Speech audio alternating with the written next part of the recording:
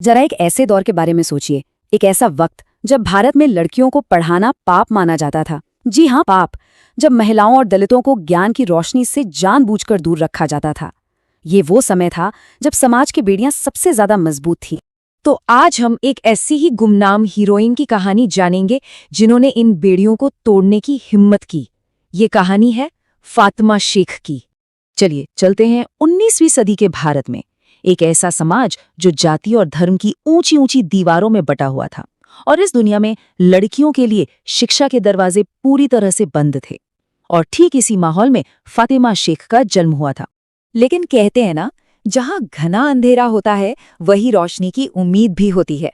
साल था 1848, जब सावित्रीबाई और ज्योतिराव फूले ने एक ऐसा कदम उठाया जिसकी किसी ने कल्पना भी नहीं की थी। उन्होंने पुणे में लड़कियों के लिए भारत का पहला स्कूल खोला। ये कोई छोटी मोटी बात नहीं थी, ये तो सदियों पुरानी परंपराओं को एक सीधी चुनौती थी। अब जाहिर है समाज के ठेकेदारों को ये बगावत बर्दाश्त नहीं हुई। तो फिर क्या था, फूले दंपति पर हर तरफ से हमले होने लगे। सोचकर देखिए, उन्हें अपने ही घर से निकाल दिया गया।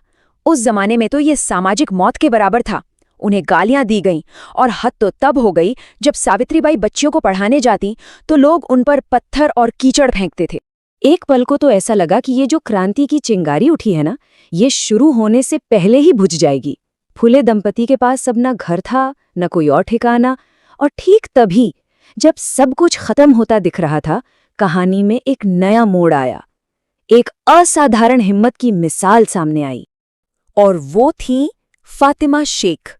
कौन थी फातिमा शेख? वो थी भारत की पहली मुस्लिम महिला टीचर और सोशल रिफॉर्म की एक बहुत बड़ी पायनियर।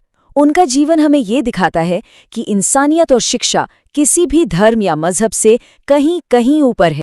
तो हुआ ये कि जब पूरे समाज ने फूले दंपति से मुंह मोड़ लिया था, तब फातिमा शेख ने न सिर्फ अपने घर के दरवाजे खोले, बल्कि अपना दिल भी खोला।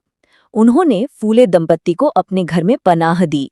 ये सिर्फ किसी को छत देना नहीं था, नहीं, ये उस पूरी क्रांति को, उस मिशन को जिंदा रखने का एक जरिया था। और देखते देखते फातिमा शेख का घर सिर्फ एक घर नहीं रहा, वो बन गया भारत में लड़कियों की तालीम का पहला सेंटर।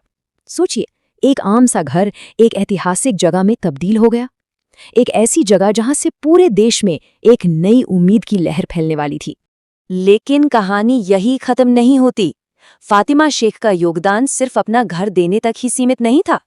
अरे, वो तो खुद इस आंदोलन का एक अटूट हिस्सा बन गईं।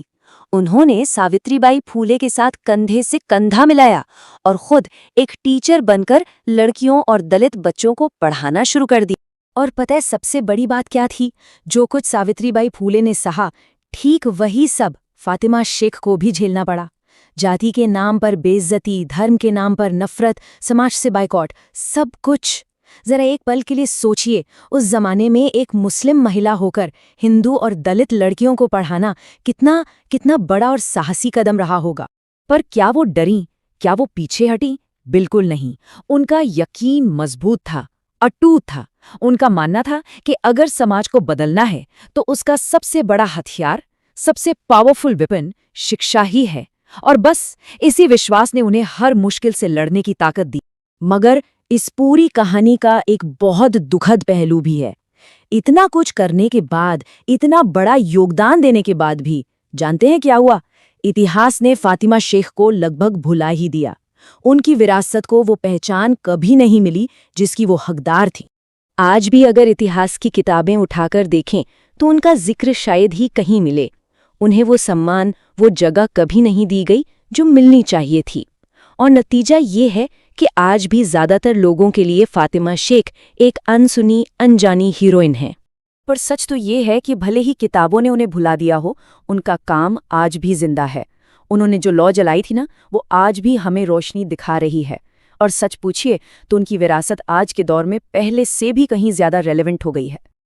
आज हम सब बेटी बचाओ बेटी पढ़ाओ के नारे को सुनते हैं ना, पर क्या हम जानते हैं कि इस मिशन की नींव, इसकी असली शुरुआत फातिमा शेख ने करीब करीब 170 साल पहले ही रख दी थी?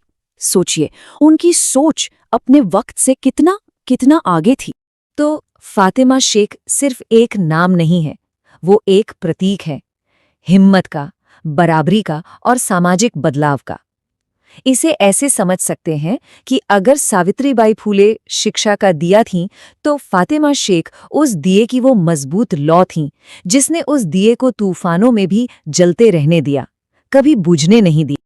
और ये कहानी हमें एक बहुत ज़रूरी सवाल पर लाकर छोड़ देती है कि इतिहास के पन्नों में फातिमा शेख जैसे और कितने हीरो हीरोइन गुम हैं और कितनी ऐसी कहानियां हैं जो हम तक कभी पहुंची ही नहीं।